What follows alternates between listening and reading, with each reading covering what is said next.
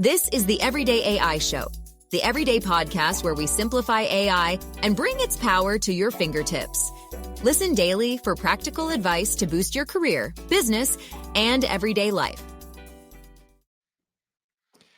If you're not using AI to get ahead, there's a good chance that your competitors are. It's something that I say a lot here on the Everyday AI Show that, hey, it's no longer 2023. There's no longer time to be experimenting. If you're not implementing generative AI in 2024, you are asking for your competition to pass you, or maybe you're asking for your competition to ChatGPT you, right?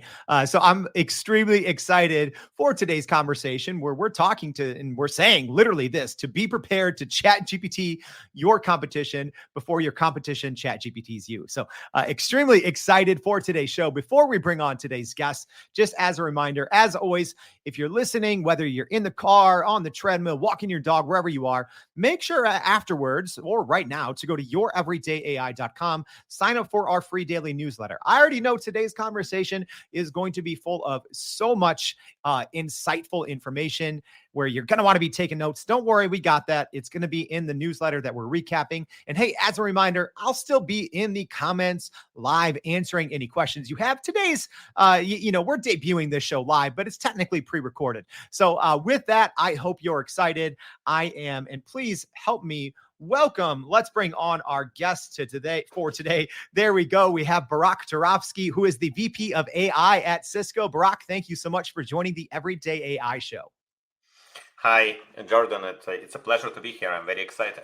All right. So, I'm sure mostly everyone in the world knows Cisco, a Fortune 100 company, one of the biggest, companies in kind of the tech and cybersecurity space and technology in general, right? But Barak, tell us a little bit about what you do in your role of VP of AI at Cisco. Yeah, I want to start a little bit about my background and talk about how I got into that space. So I kind of have this funny way to introduce myself that I work on quote unquote those esoteric things like AI and large language models long before they became the hottest thing on earth. On a more serious note, my to large extent claim to fame was that I was working or leading product that was the first product that productized LLMs at scale. It was called Google Translate. I spent 10 years at Google leading the languages AI product team. In 2015, 2016, we basically did multiple technological breakthroughs across software side and hardware side to be able to run what's called deep neural networks on a huge corpus of data, which is a prerequisite for what we now call LLMs. Then it transformed to a transformer research paper that in many cases, as you know, it's basically a baseline for ChatGPT and for everything else. Ironically enough, most of the researchers that work with us on translation in some shape or form, if you read those papers, they mostly talk about translation as a use case, because obviously that was a use case that at that time was most exciting. Then I worked on productizing. The first productization of transformer technology was called BERT, bidirectional embeddings based on transformers, also done at Google. We used it initially for Google search, and that created a huge jump in search quality and understanding Google user intent or queries. And finally worked on products like Google Ads, where we added multi-billion-dollar lift in Google revenue based on better AI-based targeting, Google Cloud, etc. And now in my current, in addition to that, in between Google and Cisco, I led product engineering and AI teams as chief product and technology officer at a large late-stage startup focused on computer vision AI. And now I'm at Cisco working on applying cutting-edge technology to networking domain at Cisco. Wow. So, maybe Barak won't say this outright, but if any of that went over your head, just know he is one of, I'd say a leading expert, right? So more than 25 years in the artificial intelligence and in related fields and, working on AI teams at Google. With that, Barak, I'm curious, because yes, a lot of people maybe don't understand. Yeah, AI has been around for many decades, right? It's not new, but what is new is kind of, what you talked about is now these transformers and the GPT technology and large language models, now being available and accessible to everyone. So I'm curious from your vantage point, especially when we're out there talking maybe about, or if we're talking to business leaders, and when can you talk a little bit about how impactful large language models are, even in the course of someone like yourself who has decades of experience in the space? Yeah, as I mentioned, I consider myself incredibly lucky because we're technically in the second wave of AI, or maybe you can even call it second hype of AI. Because the first wave of AI, as I mentioned, was 2015, 2016, when Google Translate showed that you can actually run deep neural networks, so now what we call large language models, on a huge source of data. We actually believe that will be such a revolution. I actually encourage people to read an article called Great AI Awakening from New York Times Magazine that you can probably even find in podcast description. It's a really good article with the history of AI. But I think that hype was pretty short-lived because very quickly a lot of enterprises understood it's pretty expensive and actually need an amazing amount of talent to do it. I think, and that's why a lot of this AI innovation was limited to companies like Google, Microsoft, Meta, etc., because they need a concentration of talent, compute, etc. What I believe ChatGPT did with very clever UI and also building a lot of amazing technologies that Google and others developed is they democratized access to it, right? And now a lot of people suddenly discovered the beauty of LLMs. One thing I would caution everyone is that it democratized access to try it, but productizing it at scale, it's way easier than before. It's not a rocket science or like a nuclear bomb development as it was before, but it's still pretty complex. And it's complex because almost in every product you have in technology, you have this Pareto principle. You spend 80% of the effort on 20% of functionality that actually makes the product work well. So, but as I said, a lot of use cases, this technology makes a lot of use cases way better than it was before. And speaking of use cases, I'm excited to dive into that here, and we're going to be talking about that a little bit. But first, I do want to set the stage a little bit for even the premise of this episode, or even the title, right? So I started off the show, Barak, by saying, hey, 2024, if you're not implementing generative AI, and if your business isn't using large language models already, you might be in for an uphill battle. What are your thoughts on that before we dive into use cases and this concept of you got to chat GPT your competition before they chat GPT you? Yeah, so we'll talk about the use case. Obviously, not every use case will be immediately available or served by LLMs, but there are many use cases and many areas where it will be technology is mature enough that could be productized well. So if you take it, if we start on like generic statements that any business, sizable business that has sizable number of customers, I believe must connect their internal knowledge sources, databases, and internal communication channels across emails and chats and speech to be served through large language models. If they do it, I think they will see pretty significant increase both in customer satisfaction and in productivity. But if they don't, I believe within 3 to 5 years, there will be a very increased risk to be disrupted by their existing competition or newcomers that will be able to offer way better level of customer interactions at a fraction of the cost. And I think it's something that needs to be taken very seriously. Yeah, and kind of beside the point, but kind of related is, at least my take on this. I think that especially small, medium-sized business owners don't fully understand generative AI and don't fully understand large language models. I tell people, kind of the lines between large language models and traditional internet search seem to be blurring, right? So when you talk about Google's SGE, and bringing this, more of a large language model type search into Google, Perplexity, we just saw a new model update, GPT 4.0 from OpenAI today. Should business owners even start to think of the two kind of the same, right? Just like you wouldn't, put together a big presentation without using the internet. Should they be putting together a big presentation or a big sales deck without using a large language model? Yeah, it obviously use case dependent. I would argue for some simple use cases, it might be important, but it might be less important. But definitely when you look at scalable business, this sizable number of customer interactions, I think then where it becomes way more important. Again, as I said, on a local level, on a medium to small businesses, it also depends on your competition. But yes, even on a small level, if your competition is starting to use it, if we create a small chatbot that shows, in an interactive way what products and services you offer, that's by itself could be very powerful and start taking away share of your business.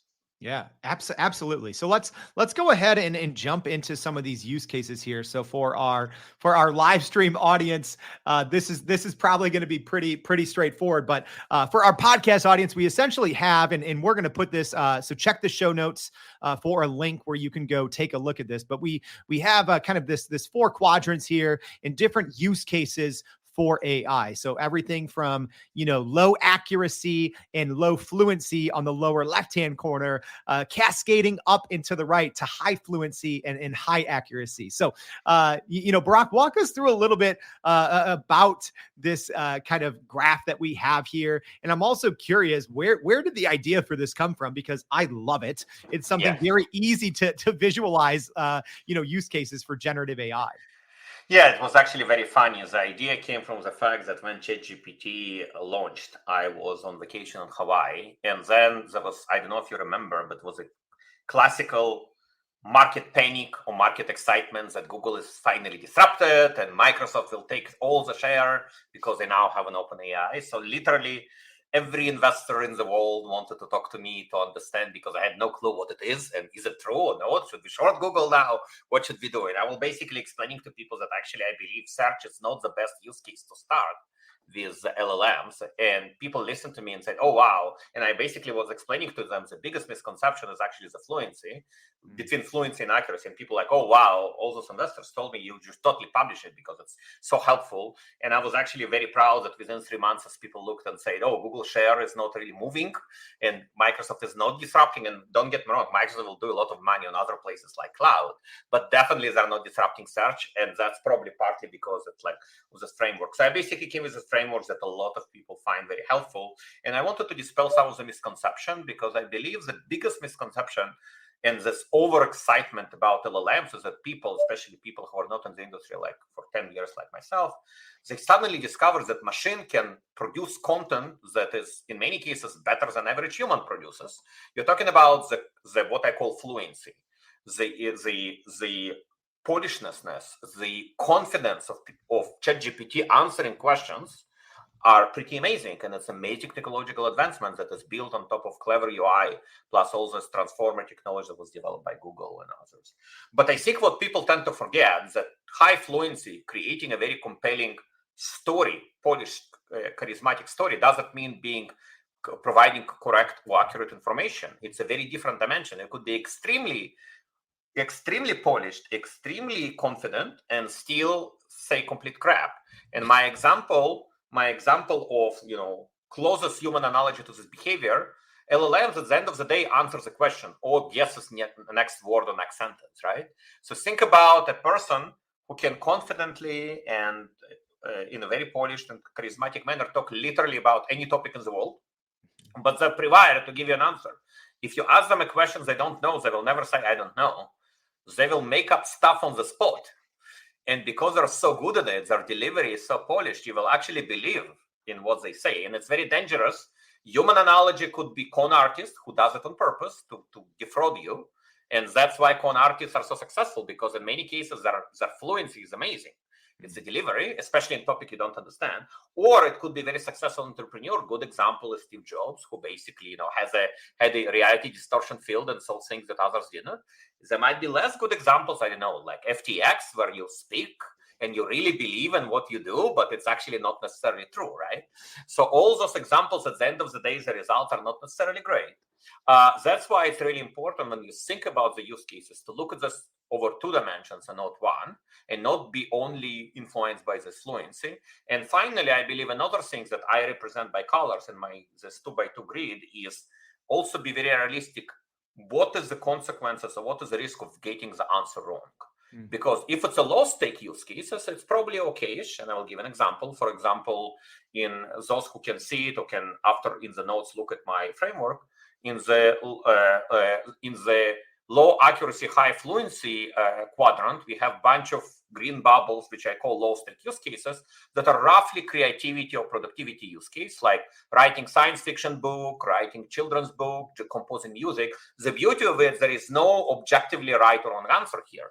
It's all about the stories. That's a perfect use case where like fluency is so important. If you look on the other side, on the left, in the low fluency, high accuracy, high fluency use case, you have a bunch of red bubbles.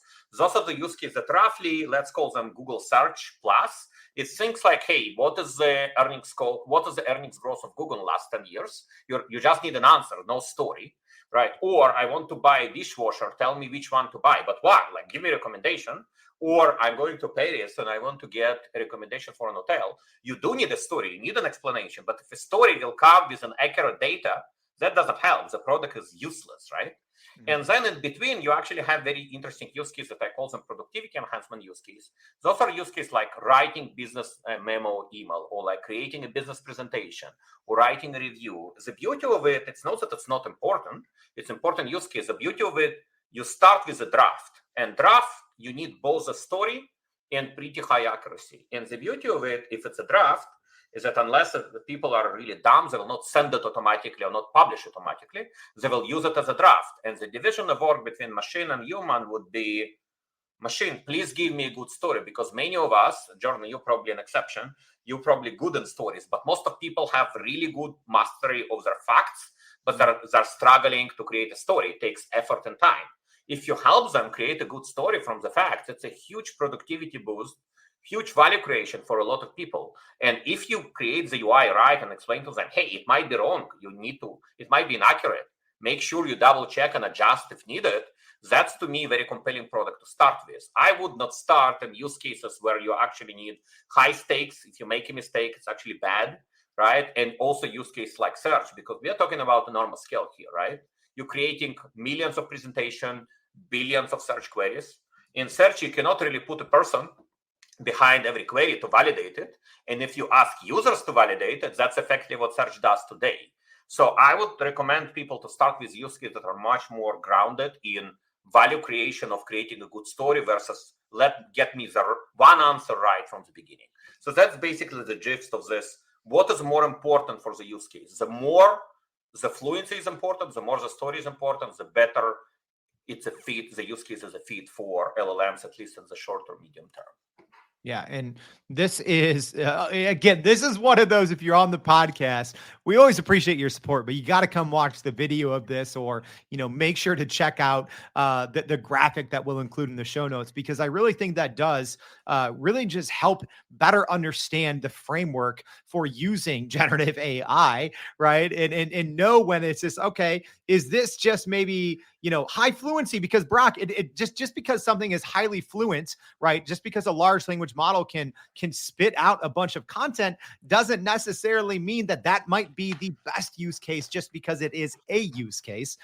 So speaking of use cases, let's go ahead and talk here. So now we have some more illustrations here on the same graphic, but talking about different actual use cases. So walk us through here about some of these, specific use cases, and then we'll kind of dive into that. Yeah, so I mentioned it a little bit, but here in this graphic, it's the same 2x2, but I just created two clouds, so to speak, to basically, I noticed something very interesting trend.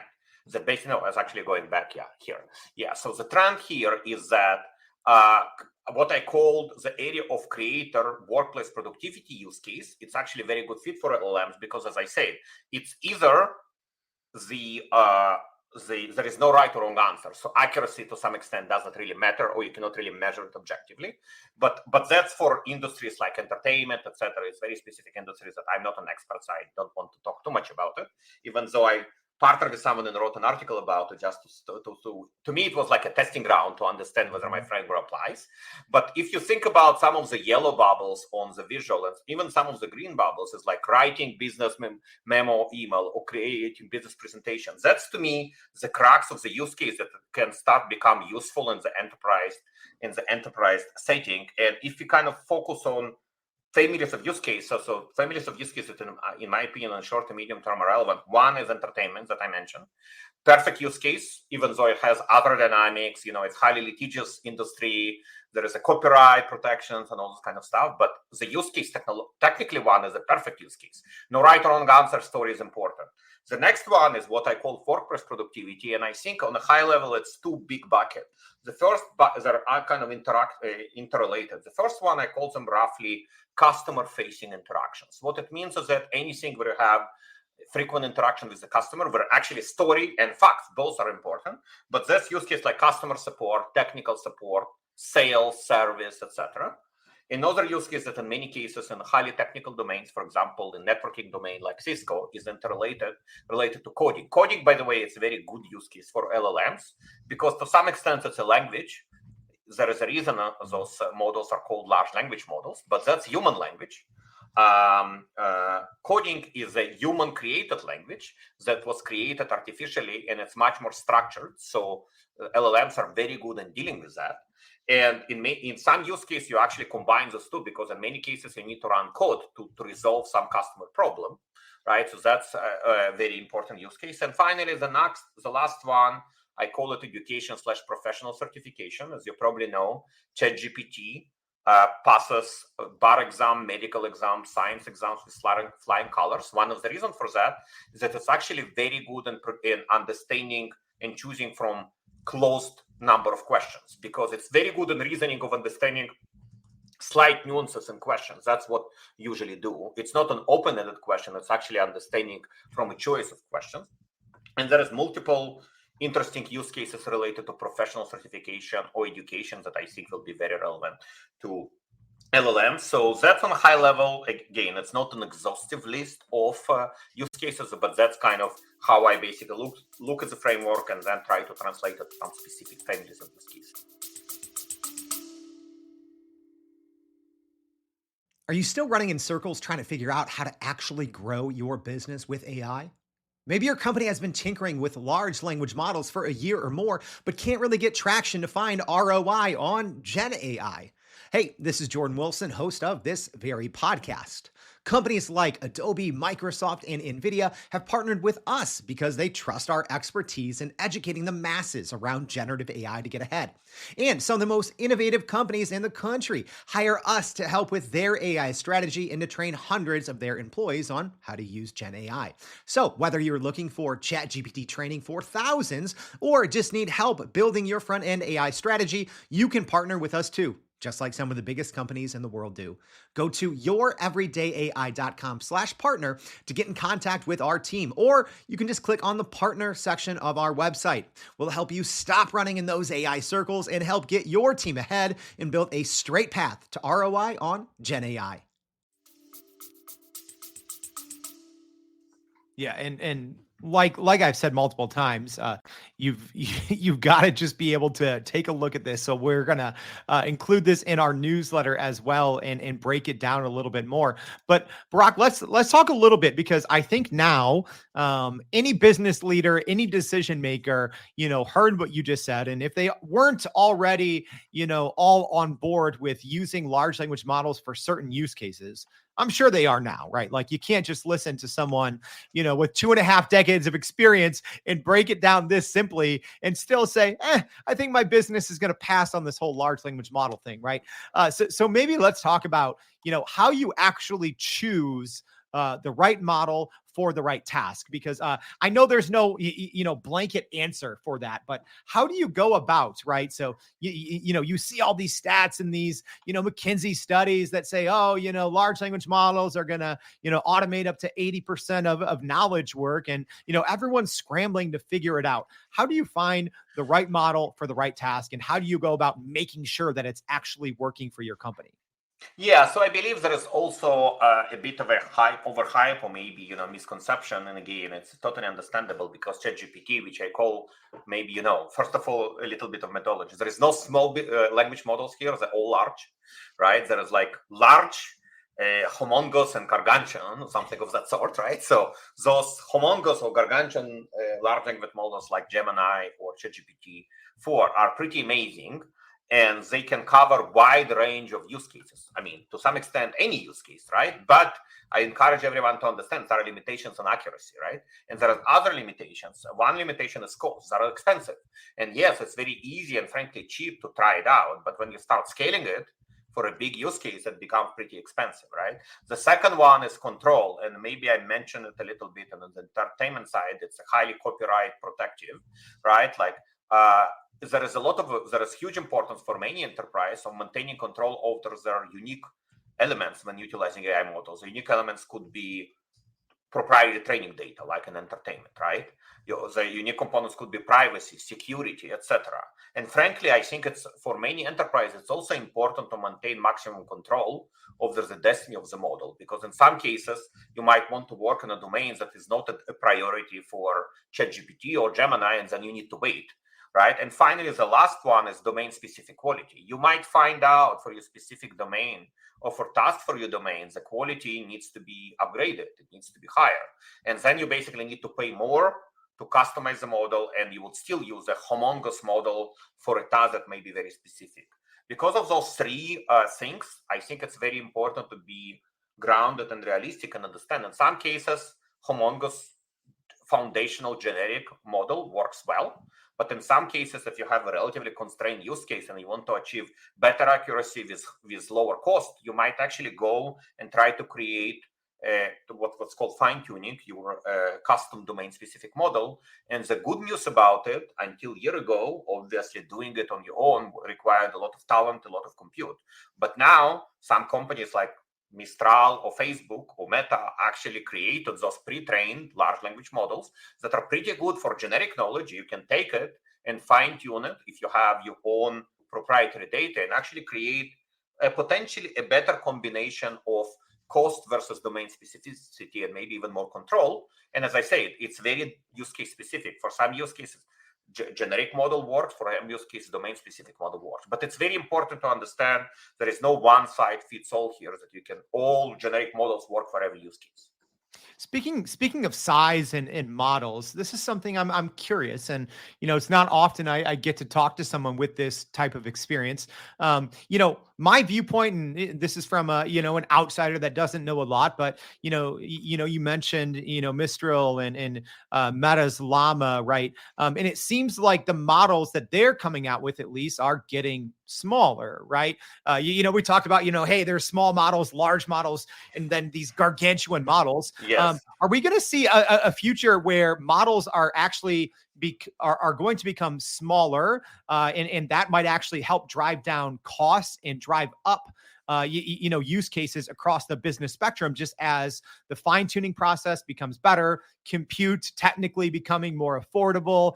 Is that a trend that we're going to see as smaller models for more specific use cases? Yes. So first of all, I think just to repeat, nothing is small. It's like large, humongous, and gargantuan. But yes, if you want to use numbers, the smaller today or large is like 7 billion parameters, right?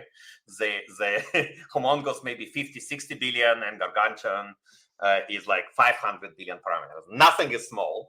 But just again, as I said, a lot of current experience comes from previous experience. For example, Google Translate, many years ago, 2016, we had a model of 6 billion parameters that was gargantuan at that time. Like, it was nothing at that time. And we actually had a problem at that time. Cost was not such a big problem for Google. But we had a problem on performance. Our problem was that those models were at that technology, and it's the level of GPUs at that time, it was 100x slower than our production system to serve, what's called inference. That's actually led Google to do two things. A, to develop their own custom hardware, TPUs. That's why Google is so advanced in that space. Believe it or not, was developed. The first use case was Google Translate. But the second thing, we invested in technology that artificially shrank the model. It's called distillation, where we basically effectively did the trade-off. Okay, let's shrink the model and it will give us better latency. Yes, we will lose some in quality, but it will not be significant loss. And then maybe we'll kind of custom train or fine tune and get back that. So I think a lot of the things that we did this time now could be applied in enormous scale here. As I say, that's all use case specific.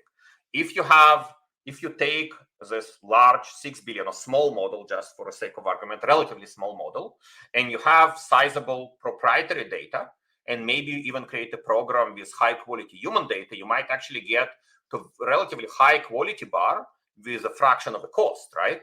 In some cases, you cannot do that if you don't have enough data, or if you don't have enough talent to do it. You might need to use a bigger model. So I think it's a range of possibilities, but I think it's very important to understand it's not only generic models plus RAG or retrieval augmented generations that people think that will solve all problems. Frankly, it can make it even more expensive because now you send a lot of context to this huge model, right? It's good for NVIDIA, it's good for OpenAI, but it's not necessarily good for enterprises. So I think there is a lot of, it requires to define the business problem well, meaning like what is the quality bar? What is the, what are the margins of your business? Can you afford to use those models? You obviously don't want to use a nuclear bomb to kill a fly, right? So it's important to understand and use a wide range of tools at our disposal to try to achieve your, to serve the use case. Yeah, that's a great analogy there, right? And I'm just wondering the amount of compute that's gone out the window to, write 50 versions of a haiku or something just for fun. Right? Yes. You did say something in there, Barak, about data, right? And that's how we kind of started this show is how, most companies are going to have to start leveraging their data and bringing their data into large language models. Yet that does seem, maybe the tide is turning a little bit, but that does seem, especially in the first kind of year or two of this popularization, so to speak, of large language models, is so many people and companies and business leaders were concerned about the data. And they're like, they go from banning large language models to now all of a sudden they're, building their own and fine tuning them. But, in your unique position as, the VP of AI at one of the largest security companies in the world at Cisco, what's your thought on these companies that maybe still are hesitant to put any of their data into an enterprise level, graded security large language model? What's your thoughts on that? Yeah, so I think it needs to be practical. I think the most important message that I want to bring back how we started, and I apologize that I'm using the fear factor, but like if you don't do it, somebody will disrupt you. So you need to start with that. You have to do it. Now, there are ways to do it, right? It doesn't mean you need to use it and just give all your data to OpenAI. That's why sometimes creating a custom model and investing in some kind of a small amount of high quality talent to develop those models. If you're worried about control, if you're worried about privacy, if you're worried about security, invest in your own custom domain specific models. There are also other range of possibility. For example, if you prefer if you're worried about security of OpenAI, you can use an enterprise-grade version of OpenAI through Azure. You can use Gemini through GCP. You can use Anthropic through, AWS. That's the beauty of a cloud-based provider that can provide you a way better level of security and privacy. But again, it depends on the industry, how important the data is, how proprietary you consider the data. Are you okay that this data will be used potentially to sell to your competitors? There are all those questions that are very important to address. But the good news is that there is a range of possibilities how to address it, especially for enterprises. And they definitely need to think about it, right? In my opinion, just say we'll ban it outright. It's not applicable. If you have large number of customers and customer interaction, I think you're setting yourself for being disrupted, right? All right. So Barak, this has been a conversation that my hands are hurting because I've been typing so many notes, because we've talked about, kind of your very useful framework on the best ways to leverage or to when to use AI for certain situations. We've talked about different use cases, from entertainment and customer facing interactions. And then we talked about how to find or when to use the right model for the right use case. As we wrap up, maybe what's your best piece of advice, for someone that is out there now? Again, not saying we're, going the fear factor, but maybe someone is now a little scared of saying, we've been hesitant and I'm scared that some of my competitors are going to be doing this. What is your one takeaway piece of specific advice for those people in order for them to really leverage generative AI? Yeah, so I think it's embrace the technology, understand the technology. It's generally your friend. I really like the example of Steve Jobs that he was giving about technology. He basically said, if we put, if we do a competition on speed between all type of species on Earth, humans without any technology will be, in like bottom 25 percentile. Yes, faster than a turtle, but way, way slower than a cheetah, right? But human on a bike, human on a plane, human on a car will be way faster than cheetah. So I believe that's a very good analogy of technology, but it requires you to learn new skills, right? If you don't learn how to drive or ride a bike, you will be left behind, right? So you need to look at this technology, understand it's your friend, it's your strategic potential to take your business to the next level, but you need to invest in understanding it. You need to invest upskilling yourself and upskilling your organization to be able to meet this. Yes, it's very exciting, but also frightening challenge. But we need to embrace technology. Planes and fire and trains are all were scary initially, but we embrace them and learn how to manage them, and that's what we need to do here too. Love to hear. There's nothing more that I love than ending an episode with a beautiful analogy like that. Oh, wow. This is a good one. So, Barak, thank you so much for joining the Everyday AI Show and sharing all of your insights. We really appreciate your time. Thank you. It was a pleasure. And hey, as a reminder, everyone, yeah, that was a lot of great insights from an industry leader, someone that's been around decades doing this thing at a high level. So, like I said, maybe you weren't able to watch live as we were going through kind of this diagram of use cases. So don't worry. Make sure, if you haven't already, to go to youreverydayai.com, sign up for our free daily newsletter. We will be recapping everything there, as well as leaving links to more resources that are really going to help you make sure that you don't get ChatGPT by your competition. Thank you for joining us, and we hope to see you back next time for more Everyday AI. Thanks, y'all. And that's a wrap for today's edition of Everyday AI. Thanks for joining us. If you enjoyed this episode, please subscribe and leave us a rating. It helps keep us going. For a little more AI magic, visit youreverydayai.com and sign up to our daily newsletter so you don't get left behind. Go break some barriers, and we'll see you next time.